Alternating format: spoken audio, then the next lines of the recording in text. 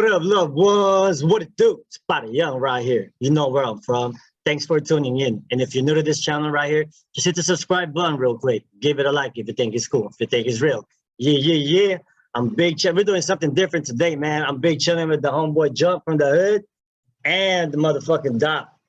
Bull up from the hood, man. Bull up from the hood, man. Just in case somebody try to pull up right here, you got the 9 ready right there. It's ready to blast them fools. Hell yeah. So right now, we got the homeboy RJ Suave, OG RJ Suave, man, from the Bay Area, man. And hell yeah. Introduce yourself, buddy, man. Let us know. What's up, man? RJ Suave. Out here fucking with Potty Young. Hey, man, I appreciate you guys. All love and respect and admiration for what you guys got going on. So, yeah, man, pushing that positive movement. I love to see it, man. All right, for sure. So, I mean, we all came from the same background and shit. We all used to be, well, I don't know about you, Potty RJ, but us, when we were little kids, we used to be fucking internet bangers. We used to be gang members, but now we straight warriors. Man. Yeah, so tell us about your journey, Potty, how you started, man, and the system. So, yeah, man. Grew up, born in Vallejo, California. It's my hometown, Bay Area. Just a badass kid, man. I ended up moving when I was about 13, 14 to the Northwest. So now I'm out here in Tacoma, Washington. So shout out to the Northwest, shout out to Seattle, man. I've been back and forth though since I was like 14, 15. So I've been splitting time between the Bay and the Northwest, man. Okay. So you used to hang out with gang members and shit, or what? When you were never banged myself, man. But you know, just growing up in the Bay as a kid. All that shit's around, man. Never banged myself. Always kind of stayed out the way. But was a little knucklehead doing badass little shit, you know, stealing cars, you know, robbing fools, man. Got popped in like some residential burglaries, man, and ended up learning the hard way. You started with juvenile hall out here in Tacoma, Washington, and then ended up eventually going to prison time, you know, doing about first prison bid, I was 18. I did 11 months off of 13, you know, cool little year. And then got out for like a year and a half, going through some shit, man, and then ended up doing another 41 months. So got out in 2016, man. I've been pushing since. So damn, bro. Tacoma, Washington, right? How was the culture right there with the Asians? Are they who did they ride with? Cool, man. They with the shit out here, man. You got a lot of Cambodians out here, some Usos, some Chamorros, a few Filipinos, not as much as the Bay. But they're with the shit, man. They got a good group, man. The API is a real solid group. We handle our business, keep a clean car. That's how you call your car right there, the API, Asia Pacific Islander car? API car, yeah. Hey, Father, how do you compare the Cali, since you live in Cali in both states, how do you compare the style, the get down of them Cali like Asians and then the Seattle, Washington Asians? Yeah, man. So there's a few cities that really get down out here in the state, man. Tacoma, Seattle, and Yakima, a few, you know, cities that get down. They handle their shit, man. California is just, you know, it's like it seems like everybody's banging, everybody got something going on. Like from what I've never been to LA, but like from the Bay to LA down to San Diego, you know, just everybody's active with the shit, man. But no, they get down up here, man. I would say maybe a smaller as far as like area, geographical, you know. For sure. Man, so you was in the pen over there, bro, for like 40 months, right? After you did your 1 year, got out and caught 40 months. What happened in the 40 months? Did you have to, you know, kickoffs, get into a lot of fights with all kinds of fools? Can you tell us something about it? You know, juvenile. I first did my first juvenile year. Ended up going to Green Hill on a robbery. So did the rice kind of slap you on the wrist at first? You know, when you're first in the system, they give you like a certain amount of weeks. I ended up doing 36 weeks plus 4 for a Rob 2 and a Res Berg. So juvenile is different when you get to the pen. I did my first 11 months, man. Yeah, I was a knucklehead. You know what I'm saying? I'm 18 when I first went. You know what I'm saying? I don't like being told what to do, so I'm volunteering for shit. Yeah. You know how it goes. When somebody gets smart, man, it's like juvenile, you just react quick, you know, so you know, within a few seconds, you get on them, you know, handle my business. But ended up doing some whole time, you know. The second time, my second trip, I ended up catching a program, got caught up in a riot, you know, so ended up doing about 10 months in a hole on a 9-month program. You know, it's just, you know, kicking up dust, man. It should be happening, man. It's I I try to have a smooth time, man. But when when things get rough, man, you got to handle your business. Unavoidable shit, huh? What was your first riot right there, buddy? With who? My first riot was it was With in the April. It was in April 2000 and what was it, man? See, I got booked December 2nd, April 2013. It was at Walla Walla. I was in G Unit. Oh no, excuse me. I was in D Unit. yeah. West With Complex, and it started over some dumb shit. Another race. So I don't want to get into specifics, but There you go. somebody was on the phone. And he doubled up on the phone. So he used the phone after his time was up, 20 minutes, 15 minutes, hung up, and he dialed back. Well, the homie was in line. So I was actually in the weight pile at the time. So I started getting down. The homie started getting the better of him, and they sort of jumped on him. So how it goes from there. It's mandatory, man. So that's my first riot. They kick everybody to the units. Everybody goes to the hall. And then the second riot, I was in Coyote Ridge. That happened in 2015. Goddamn, that's when I caught the program. That's when some people got I handled my business, man. Some people got hurt, and then ended up they give you a 9-month program, and then you do about 10 months off of it. Sit in the hole, do your time, work out, read, tap in spiritually, mentally, man. And then got out. By the time I got out the hall, I had a little bit over a year left. So I started to readjust, you know what I mean? I'm a year to the gate, trying to readjust, get things planned out and stuff, man. Hey, Pada, you mentioned the word homie, right? So in Washington, in the state over there, in the pen, do the Asians and the Islanders, do they unite together as one and as one car?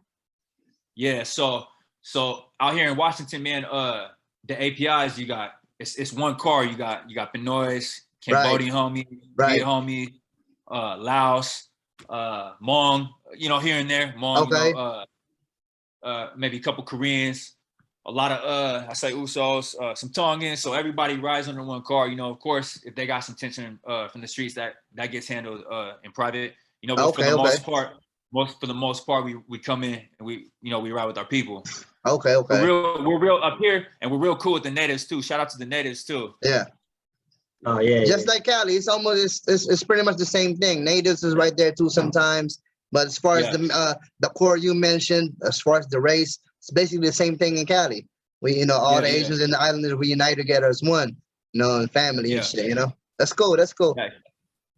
In the 4-yard with the AMIs and stuff. Some of them run with us, some didn't, but it depends on the yard. Yeah, bro. So you was doing time, like you said, man, trying to upgrade, better yourself physically, emotionally, mentally, spiritually, everything. You know what I mean?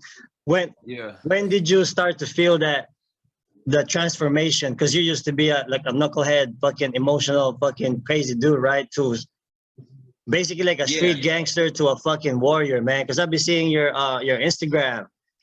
You're over there on some martial arts. You're a martial artist, bro. So can you tell us about the journey? How did you transform? Yeah.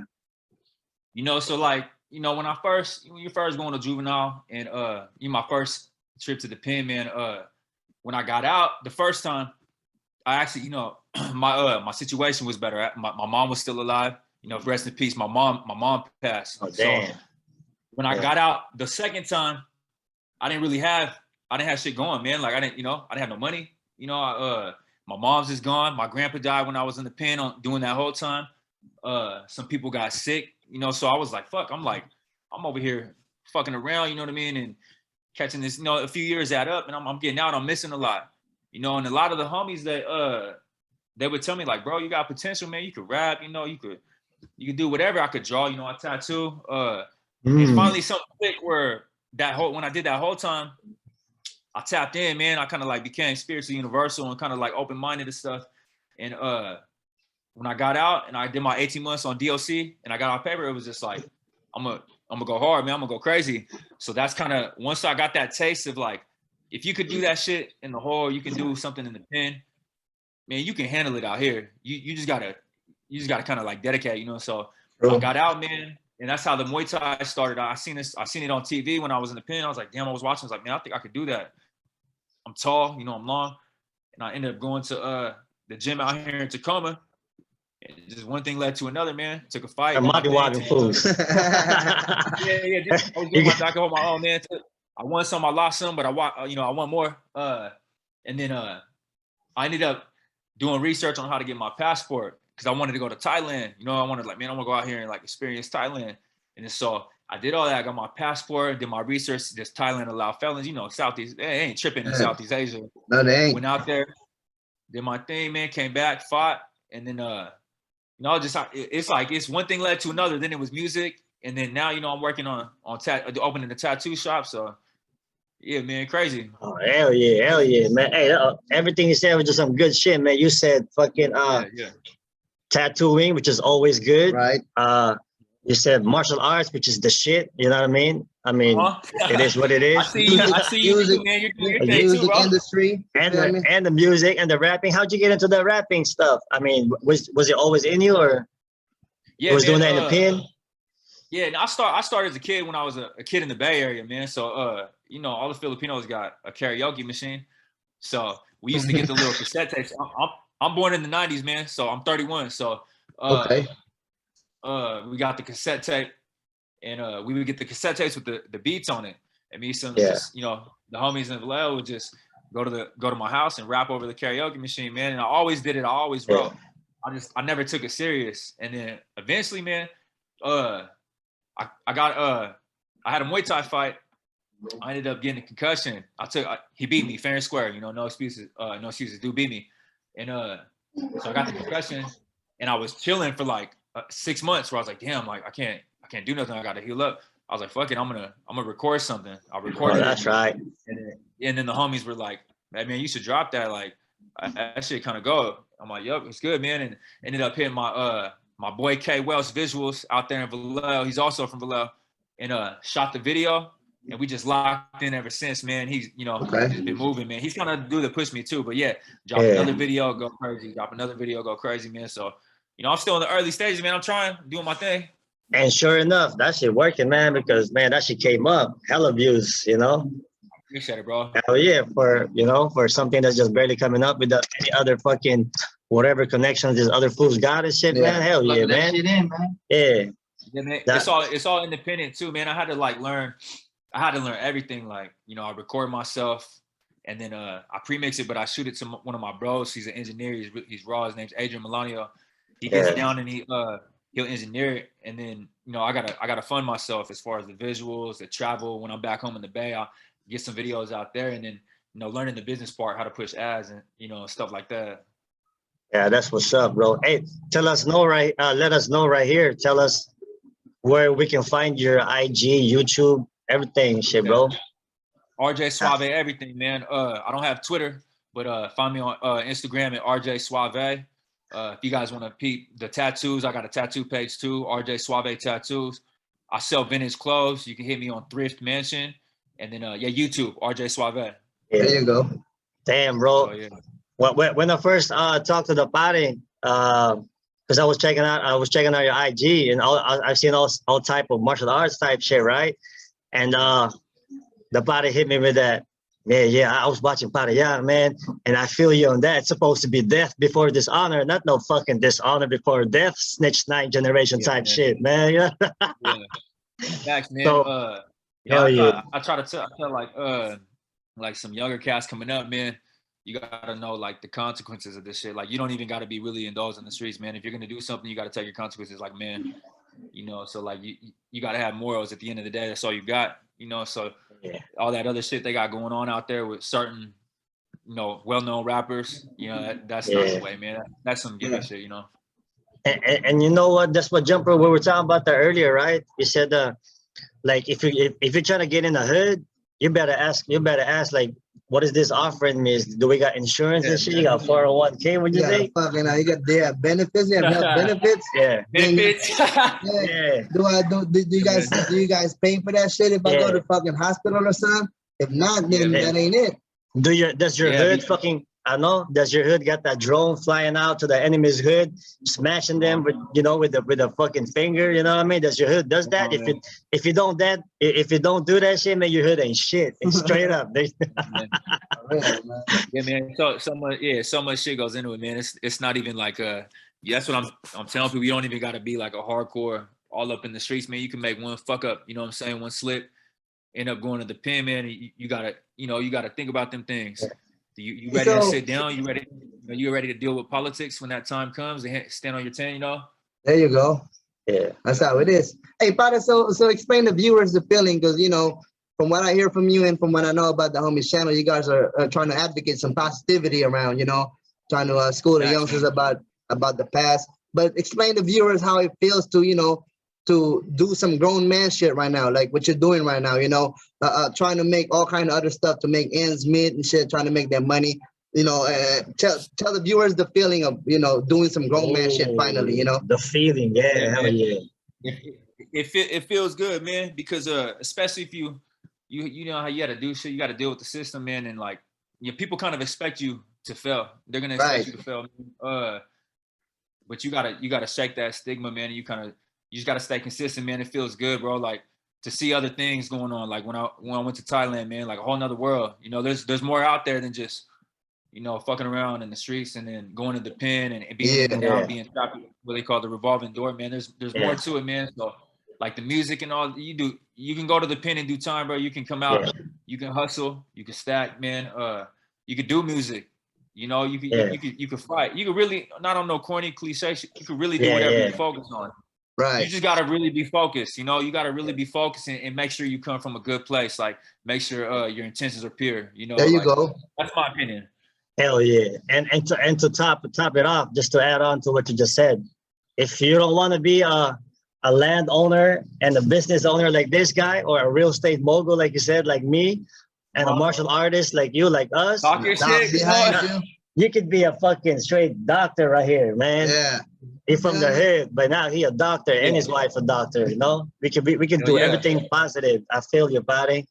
And that shit feels good every day. That shit feels good so much that I wish everybody can hear what the hell we gotta say, man. Because if they could just feel how we feel right now, instead of that fucking whatever nonsense they're going through right now, like what we used to go through, being a fucking jailbird and shit, man. That shit hella boo-boo. Now, what the Pada explained earlier, the Pada said it best earlier, man. They expect us to fail just based on where we came from. And then just letting it be known that we're succeeding and shit and we're moving forward. Like it's a good feeling, Ah, hell yeah. Man, though. What you gotta say? Buddy, you wanna say something, man? Or you just post it up? Just oh my God. Just post it up. Yeah. Yes, sir. Yeah. Hey, so this music thing you got going on, Pada, are you trying to take that shit like to the depths, or it's just a part-time stuff you're doing, or you're really trying to career that thing? Yeah, I'm I'm trying to reach my full potential, man. So like, there you go. I'm trying to go for it, man. I just want to each project I do, I just want to make sure it's better than the last one. So of course, I want to take it there. I'm gonna keep going. I'm gonna stay motivated and take it as far as it takes me. Without compromising my morals. So number one. So I'm gonna keep putting out genuine music, man. Because like when I drop music and people tell me that I don't even know that they fuck with it, man, that's like nothing can beat that. Right. So right. Yeah. And how does it motivate how does this new type of rap motivate your style as far as your rapping, what you say and your words? I know you're trying to speak from what your experience, but as far as like the style and shit, does it give you any motivation? I want to do that, I want to do this? Yeah, man, facts. Yeah. Like I grew up listening to like a lot of 90s rappers. Like I like some of my favorite rappers like E40, Pac, Matt Dre. Okay. Rappers like I fuck with the East Coast rappers too, stylistically, man. I just fuck with good music, man, and I try not to mimic anything. I just if it inspires me, I'll start writing, and whatever naturally comes out, that's just me. Whether how I punctuate or how I say something, that's just me. How about the Asian rapper, buddy? Who I know? What do you call this? Who you fuck with out there right now for the Asian rappers? Man, I think it's a good time to be an Asian rapper, man. Eminem's doing his thing. The real China Mac got gas. There's so many of them off the top of my head, man. So shout out to any Asian rapper out here pursuing it. They said the platform out there, and our kind could succeed on that type of industry, and if you got the skills and you got the bars, man, you could follow it, and as you can see, they're a little successful in what they do. They paved the way for that Asian rappers. But not all the Asian rappers are speaking on the Asian hate crime though. That's Some true. of them just be on their own selfish. Yeah, that's true too. Yeah, but I'm still gonna need that someday, one day, to those motherfuckers that they know the business, man. That Asian hate stuff, man. It's hard for me to even comment on that, because if I was to say how I really feel, it's gonna get demonetized. I have a certain way of handling things. Man. Yeah, right. I know what you mean. I want to promote peace and I want to be peaceful, but sometimes so we can't really. We still gotta sugarcoat a lot of shit, but it's all good though. We still get our message across. Yeah. Sure. But what do you call this, man? I appreciate you kicking it with us, bro. Before we let it's my pleasure, man. Let us know any last message for the youth out there and share that to whoever's going through it, man. Yeah, man. If you're going through it, man, my message is it's never, it's never as bad as it seems. You know what I'm saying? Like, I've been in the worst situations, man. I just look like this. I've been in the hole, what I'm saying, with no letters, been indigent, you know what I'm saying? And question like, fuck, how am I gonna get about this shit, man? How am I gonna make it happen? I had all these plans, written everything down, man. It's you just gotta do it. You gotta be happy to show up early and proud to stay late, man. So just stay consistent and don't stop, man.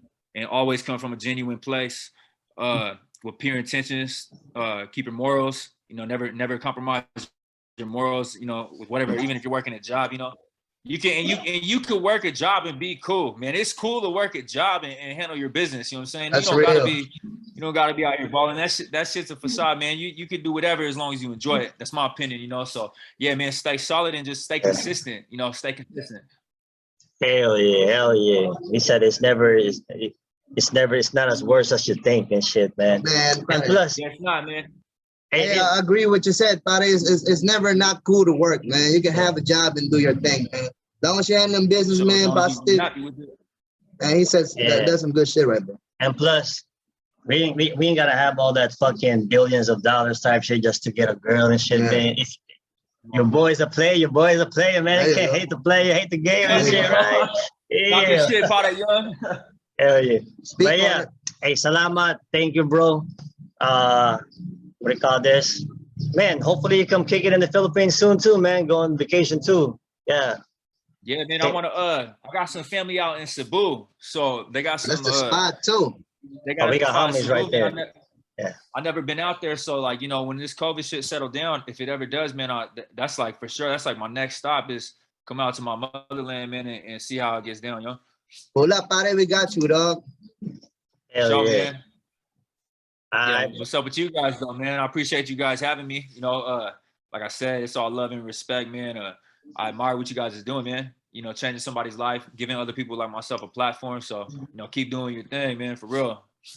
Hell yeah. We're gonna kill the game. All these internet bangers cannot internet bangers enough to stop us and shit. Come on, man. Because they be getting hella butthurt, so I'm just making them more butthurt. But anyways, Padre, thank you. And see you soon, man. And with that being said, you'll know what time it is. Say what you mean and mean what you say, because real recognize real, homeboy. I'm out of here. Wait. Okay, yeah, man.